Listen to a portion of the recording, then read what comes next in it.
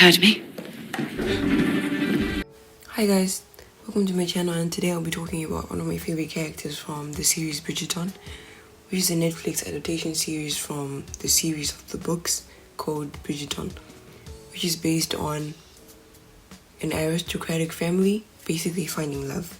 So Eloise Bridgerton is the fifth child of the late Viscount and wife in the Netflix series Bridgerton.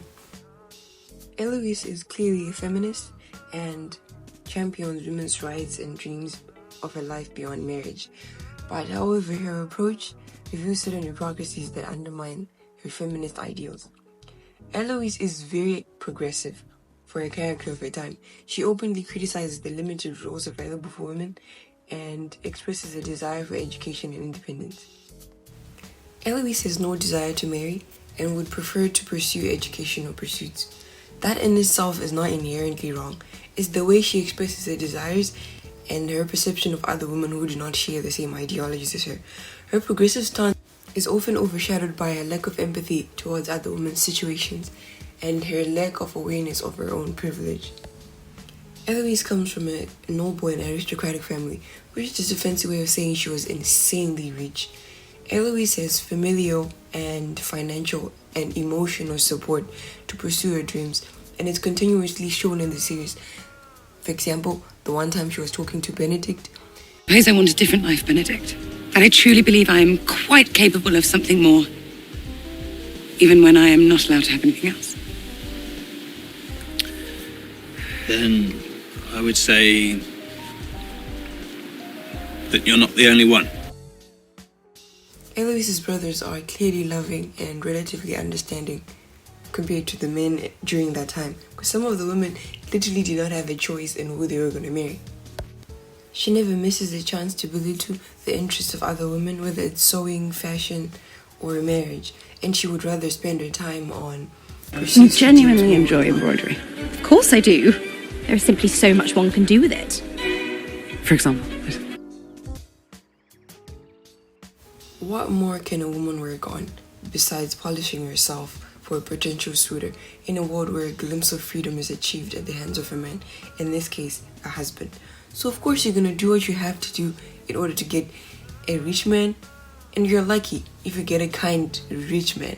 That's one of the few choices the society awards them at that time, the choice of whom to marry. Well, for most of them at least, if your family was kind enough, then you would get to choose. If you weren't fruitful in the marriage market, or simply the head of the household decided to marry you off to some cruel old man as a business deal, then so be it.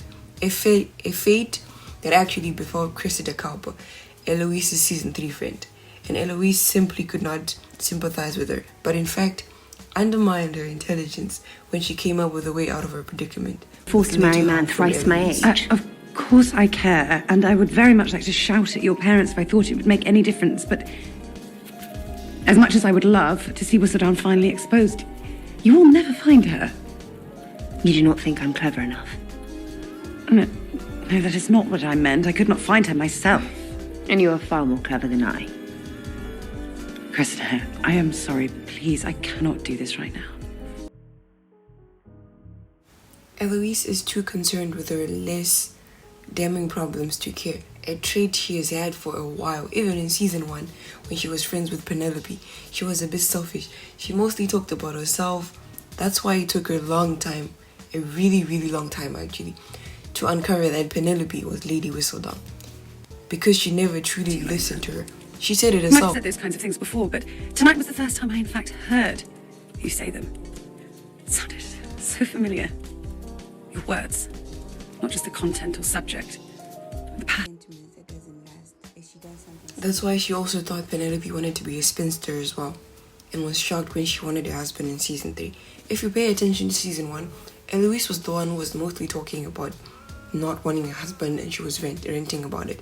And to be honest, I know she's a child, so that's why I'm like, don't take this as like a super strong criticism. I'm just saying my opinion, and like don't take it too seriously, okay?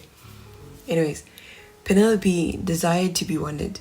She did not like being perceived as an insipid wallflower. She never said she wanted to be unmarried. Even if you look back in season 1, like I said, it was Eloise who was kind of obsessed with it.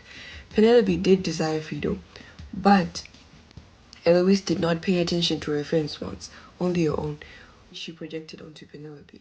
That's why Penelope gets angry at Eloise when she continuously goes on and on about unmasking Whistledown. And Penelope tells her that she's other mature stuff to worry about. Roll the clip. So while you were at the ball... Eloise, I do not care! People have real problems, mature problems that have nothing to do with the secret identity of some silly writer. And you are so mature now. Well, I am of age. I am out in society. Therefore, I have more important, mature things to worry about. Like what? Like marriage. You do not care about marriage. Well, what if I do? I cannot expect you to understand. Not everyone can be a pretty Bridgerton. Her sister Daphne is also not spared from the judgment either. Eloise couldn't fathom that some women might genuinely be interested in marriage or having a family.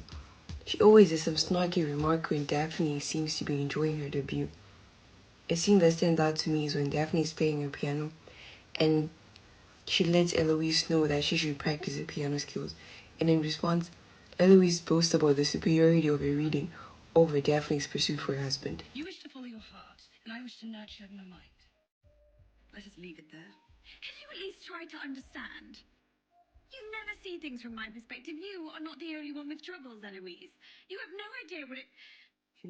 She later backs off when Daphne complains that Eloise doesn't see her perspective, but a sentiment that doesn't last, as she does the same thing literally the next episode.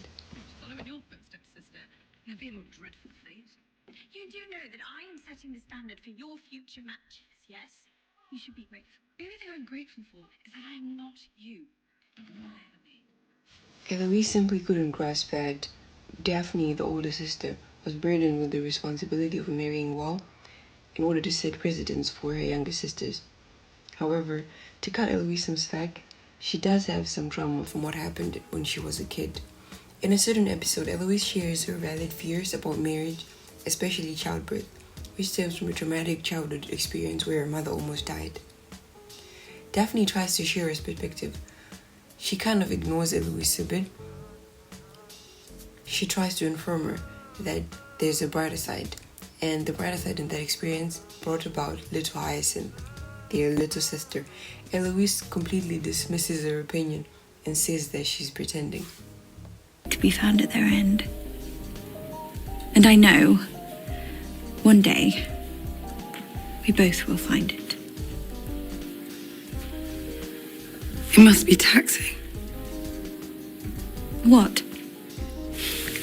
The game of pretend that you feel you must endlessly maintain. In conclusion, I do love Eloise.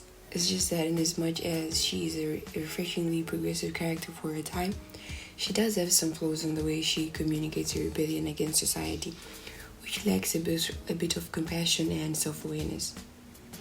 However, I do love her very, very much, and I think there's room for growth, because I feel like when a character has a flaw, you know, like with in season 1, I forgot his name, the Rake, he clearly had a flaw, and it's more fun to watch when the character is like growing and it's their season. So I will be sad in the next season and the season before that. Okay, bye. I want to do a ranking Bridgerton males, and let me know if you would be into that. Thank you, bye.